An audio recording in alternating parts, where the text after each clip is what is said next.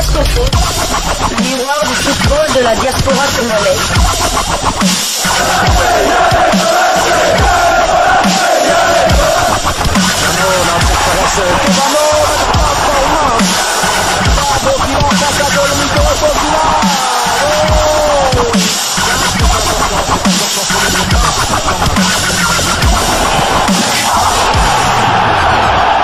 Diascofoot, le miroir du football de la diaspora congolaise. Vous êtes sur Diascofoot, le miroir du football de la diaspora congolaise. Diascofoot vous dit bonjour, tout le plaisir est pour nous de vous retrouver, mais surtout de savoir que vous êtes nombreux en train de suivre votre chaîne YouTube dédiée uniquement aux footballeurs de la diaspora congolaise.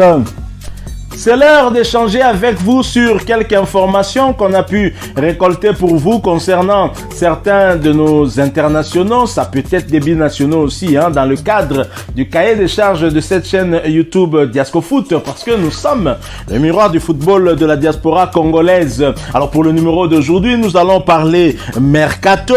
Nous allons parler mercato et du côté de Nantes, on joue les dernières cartes pour l'international congolais Gaël Kakuta. À quelques heures de la fin du mercato, plusieurs mouvements peuvent encore s'effectuer. L'international congolais Gaël Kakuta intéresse fortement le football club de Nantes dirigé par Antoine Kamboiré, où évolue déjà un autre international congolais. Il s'agit bien de Samuel Mutusami. Les dirigeants nantais sont prêts à lancer une dernière offensive en cette fin du mercato.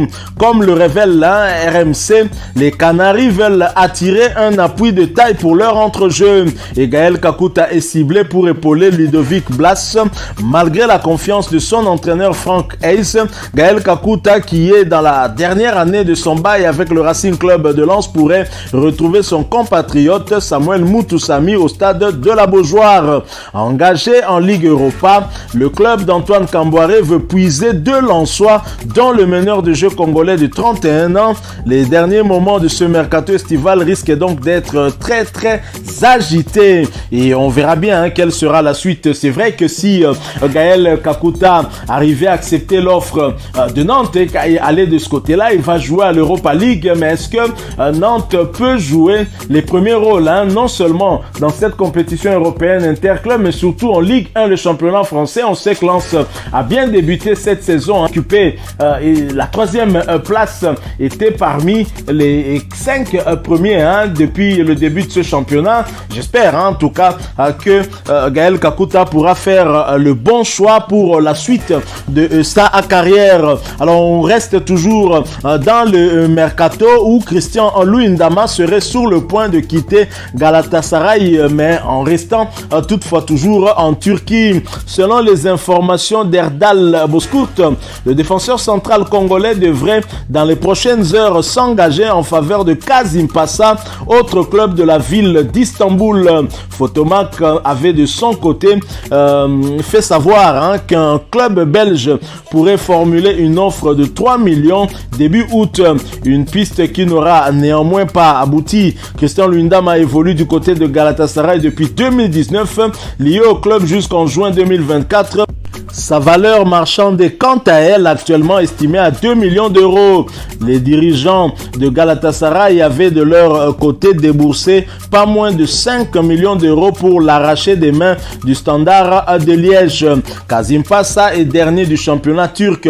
Les Stambouliotes n'ont pas encore pris le moindre point après 3 journées. Statistique encore plus dramatique, l'ancien club de Jackson Muleka a déjà encaissé 11 buts sans toutefois planter la moindre rose. Du côté de Galatasaray, Christian Luyendama a joué 79 rencontres, toutes les compétitions confondues pour le club le plus titré de Turquie. En janvier dernier, le Léopard avait été prêté pour 6 mois du côté de Al Taoun, mais malgré l'option d'achat présente dans son contrat de location, la direction arabe n'avait cependant pas pris la décision de conserver le droitier d'1m90. Voilà donc Christian Luyendama qui continue en tout cas à avoir du souci aussi du côté de la Turquie. Kazim Passa serait-il en tout cas une bonne solution pour l'international congolais? Je ne sais pas, en tout cas en termes de temps de jeu peut-être, mais un club qui connaît déjà suffisamment de problèmes, un club où a évolué en tout cas pendant la mi-saison Jackson Muleka, où il s'est illustré, qui lui a d'ailleurs permis de monter d'un cran en allant du côté de Beşiktaş. Il continue aussi à faire de très très bonnes choses. Espérons en tout cas que Christian Luyendama puisse trouver rapidement un point de chute. Il pourra engranger un peu plus de temps de jeu. Toujours pour le compte du Mercato, nous allons parler d'un autre international congolais libre depuis décembre. Junior Kabananga atterrit finalement en Roumanie. L'international congolais Junior Kabananga a rejoint officiellement la formation de Mioveni, une formation qui évolue en première division roumaine. Il a disputé son premier match hier, mardi 30 août, un match qui s'est soldé sur le score d'un but partout devant la formation de l'UTA Urad pour le compte de la 8e journée du championnat.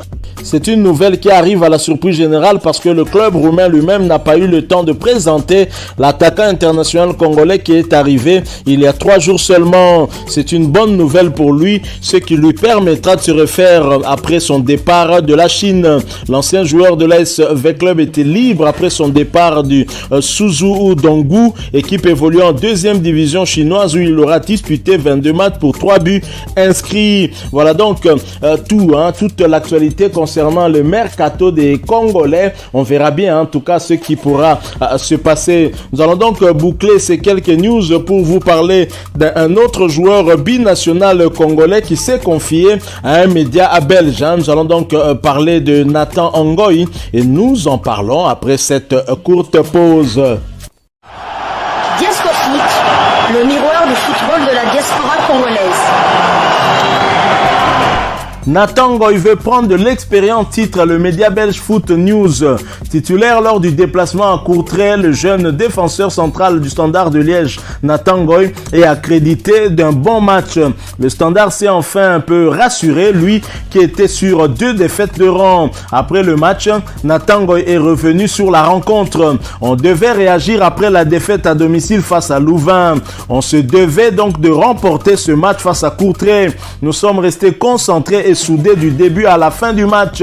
Nous savions que si nous gardions le 0, il y avait de grandes chances que nous remportions ce match et nous y sommes parvenus sans oublier cette clean sheet importante pour la défense.